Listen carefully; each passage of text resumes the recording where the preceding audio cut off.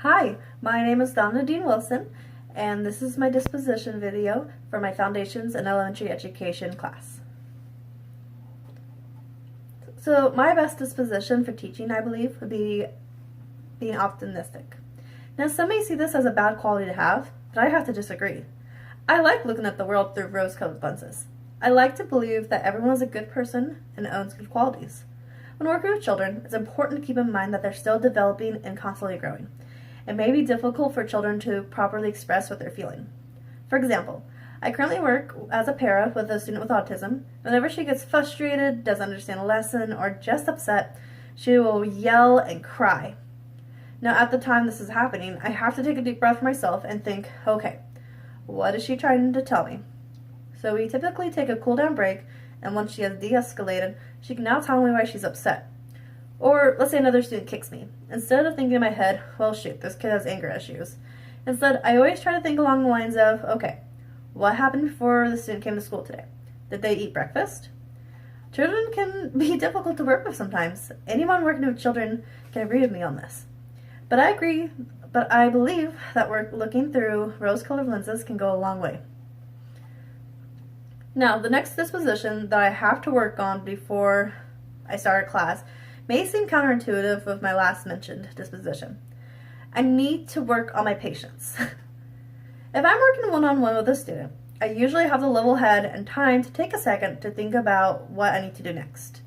Now, when I'm with a large group, I easily get frazzled and overwhelmed. I need to learn how to become patient with a student when we are in a large group. As a para, I'm the extra adult for when a student is acting up and when the teacher needs help. But as a teacher, it's going to be my job and responsibility to keep my children safe and on track in the classroom. I took a moment the other day to discuss this problem with a teacher I work with in her classroom.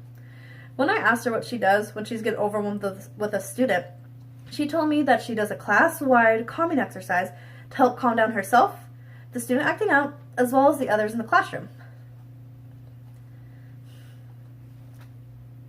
So in the U.S. alone, students in the classroom are going to be filled with more diversity than the teachers who teach in that room.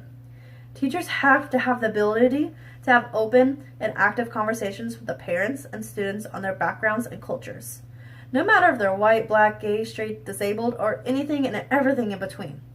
For teachers who cannot do this, simply should not be in the teaching profession.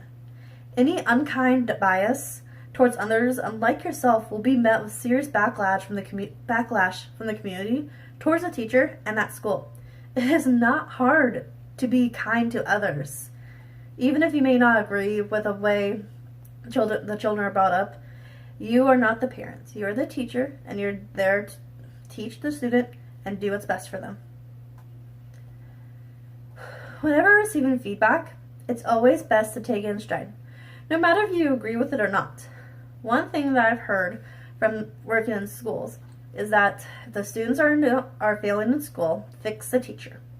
So if the teacher's class is not doing well and the grades are not getting up and the kids are not meeting the common core, you have to look at the common denominator, which is the teacher.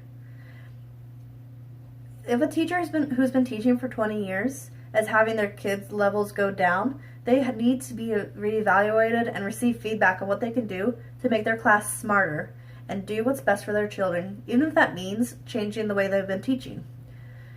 You have to adjust to the way the students are today.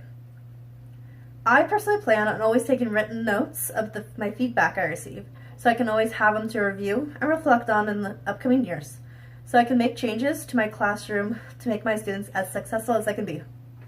Thank you for watching.